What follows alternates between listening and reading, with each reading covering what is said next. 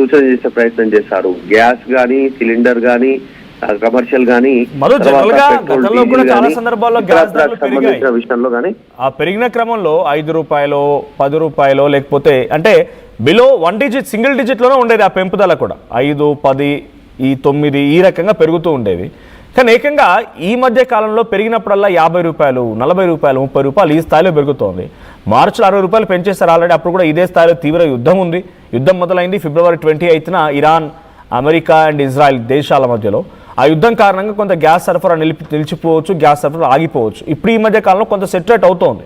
And ఇండియాకి కొంత free మూవ్మెంటే కల్పిస్తోంది Iran అన్నట్టుగా ఇరాన్ చెప్తోంది. సరే యుద్ధ ప్రభావం ఉంటే ఉండొచ్చు, కానీ ఈ స్థాయిలో 100 రూపాయలు పెరగడం ఏంటి? ఈరోజు 29 రూపాయలు పెరిగింది, మొన్న 60 రూపాయలు, అంటే ఆల్మోస్ట్ ఒక 89 రూపాయల వరకు పెరిగిపోయింది. అంటే నియర్ బై 100 రూపీస్ పెరిగింది. ఈ స్థాయిలో ధరలు పెరగడం ఎటువంటి ప్రభావం చూపించబోతోంది? అంటే ఇంతటి స్థాయిలో వందలేసి రూపాయలు పెరుగుతున్నాయంటే ఇంకా ఇంపాక్ట్ పెరిగే అవకాశం ఉందా? ఇంకా రాను రోజుల్లో ఇంకా ధరలు పెరుగుతాయా?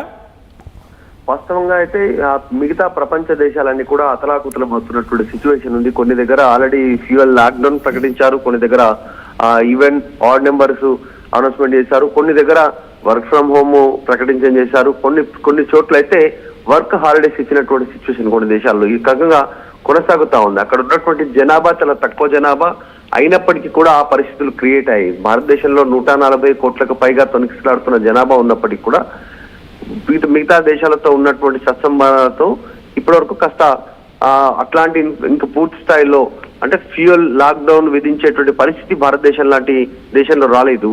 దాన్ని కాస్త దగ్గర నుంచి అబ్జర్వ్ చేస్తూ ప్రభుత్వం ముందుకు పోతుంది అనేటువంటి ఒక సూచన చేస్తా ఉన్నారు.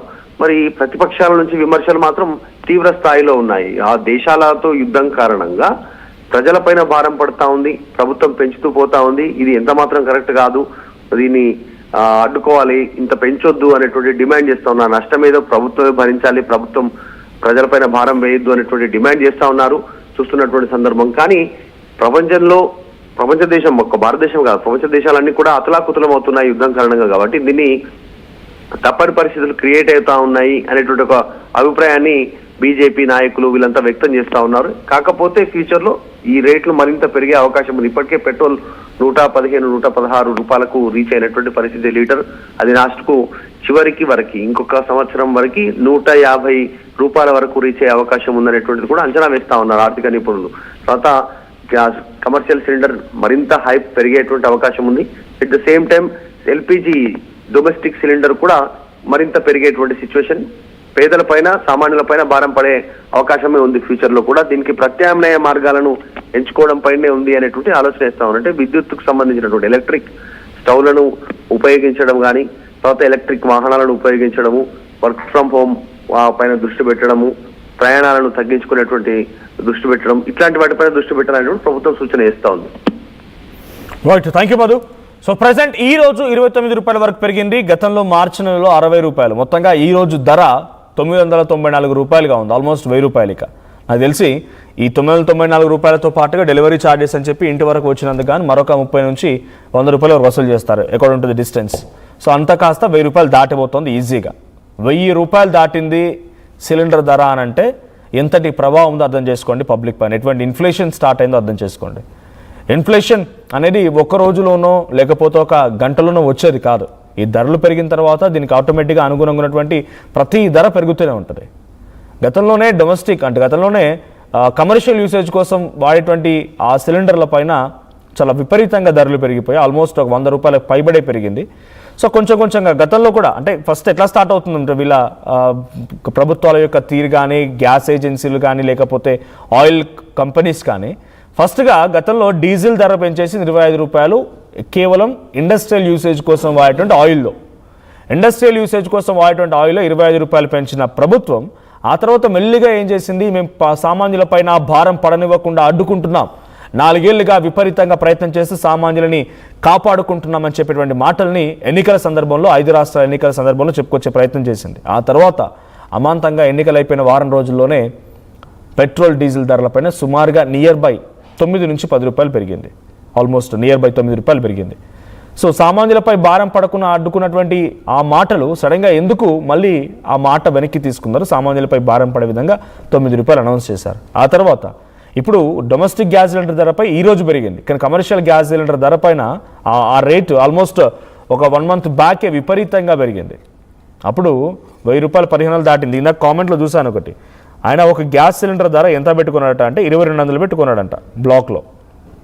సత్యానాయర్ 2200కి నేను కొన్నాను గ్యాస్ సిలిండర్ అని చెప్తున్నమాట. 2200 అంటే బ్లాక్లో ఏ స్థాయిలో ఉందో అర్థమవుతోంది.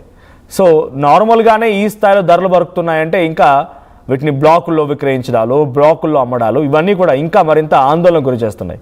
సో దాదాపుగా 1000 రూపాయలు దాటినటువంటి గ్యాస్ సిలిండర్ ధర డెఫినెట్గా పబ్లిక్ పైన చాలా భారం పడే అవకాశం ఉంది.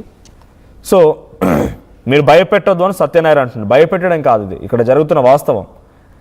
గ్యాస్ సిలిండర్ పైన ఈరోజు 29 రూపాయలు పెరిగింది. హైదరాబాద్లో 965 రూపాయలటువంటి గ్యాస్ సిలిండర్ ధర ఈరోజు 994 రూపాయలు ఉంది. మీ ఇంటికి డెలివరీ అయ్యేసరికి అది 1000 రూపాయలు దాటబోతోంది. ఇది ఎగ్జాక్ట్ సిచ్యువేషన్. సో బీడాలకి గ్యాస్ ఫీ ఇప్పించేద్దామంట, బీదలకి గ్యాస్ ఫీ ఇప్పించాలి అన్నట్టుగా ఆయన కామెంట్ చేశారు. లేదంటే వేరే మార్గంలో ఆహారం వండుకుందాం. వేరే మార్గం అంటే అందరికీ హైదరాబాద్లో ఉన్నటువంటి సామాన్యులు లేకపోతే కొన్ని స్లమ్స్లో ఉండేవాళ్ళు కూడా గ్యాస్ సిలిండర్ ఉంటే గ్యాస్ పెట్టుకొని వండుకోగలుగుతున్నారు. లేదా ఒక కట్టెలు కొట్టుకొస్తారా ఊరోళ్ళేగా? కట్టెలైతే అడవికి వెళ్ళి కట్టెలు కొట్టుకొచ్చైతే హైదరాబాద్లో అపార్ట్మెంట్స్లో వండుకోలేరు కదా. డెఫినెట్గా గ్యాస్ కావాల్సిందే, దానికి ఆల్టర్నేట్ రూట్ అంటూ మనం ఏం ఎంచుకోలేము. పబ్లిక్కి ఇప్పుడు గ్యాస్ పైన గవర్నమెంట్ గతంలో సబ్సిడీ అని రకరకాలుగా ఏదో చెప్పి కొంత రిటర్న్ ఇచ్చే ప్రయత్నం చేసింది అమౌంట్ని, కానీ ఎటువంటి ఉపయోగం లేదు. కానీ తెలంగాణ రాష్ట్రంలో అయితే కొంత ఫ్లెక్సిబుల్ ఉందేమో, 500 రూపాయలకే గ్యాస్ సిలిండర్ అనే రకంగా ఏదో వాళ్ళు చెప్తున్నారు కాబట్టి, హామీలో భాగంగా ఉంది కాబట్టి. సో అది ఇంప్లిమెంట్ అవుతుంటే కనుక డెఫినెట్గా అదొక బెనిఫిట్ అనే చూడాలి. సో బట్ అది ఇంప్లిమెంట్ ఏ రకంగా ఉంది, ఏ స్థాయిలో ఉంది, క్షేత్రస్థాయిలో చూడాలి. డెఫినెట్గా గవర్నమెంట్ పైన కూడా, అంటే ఈ రకంగా అనౌన్స్ చేసినటువంటి గవర్నమెంట్ పైన కూడా కొంత ఎఫెక్టివ్ ఉండబోతోంది. సో కొన్ని కామెంట్స్ వస్తున్నాయి, ఆ కామెంట్స్ కూడా చదువుతాను నేను. సో ఆ కామెంట్స్ సంబంధించి మీరు కూడా కామెంట్ చేయండి. ఏంటి గ్యాస్ ధరలు పెరగడానికి మీరు ఎలా చూస్తున్నారు?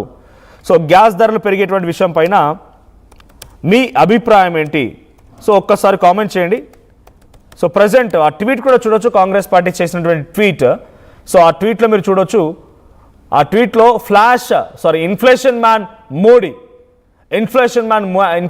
మోడీ అని చెప్పి ఫస్ట్ లైన్ కనబడుతోంది.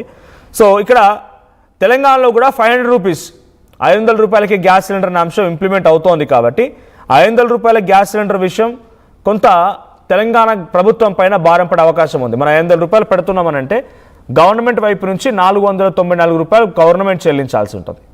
సో ఇప్పుడు ఈ ప్రభుత్వం పైన కొంత భారం పడే అవకాశం ఉంది. నాకు తెలిసి ఈ ప్రభుత్వాలు కూడా కొంత ఆలోచించి ఇంకేదో నిర్ణయం తీసుకుంటారా, లేకపోతే ఇక్కడ స్కేర్సిటీ అంటే పబ్లిక్ మనం అవైలబిలిటీ తక్కువగా చూపించామనుకోండి, పబ్లిక్ వాడకం తగ్గిస్తారు. వాడకం తగ్గించడంతో ఆల్టర్నేట్ రూట్స్ ఎత్తుకుంటారు.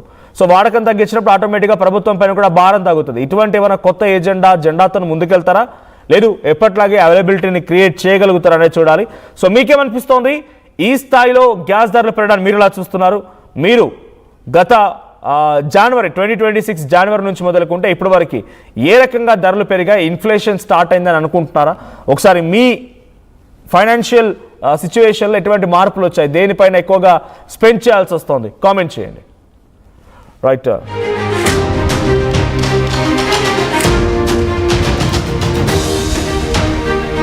రైట్, సో ఇంకా కామెంట్స్ వస్తున్నాయి. సో కామెంట్స్ నేను చదువుతాను.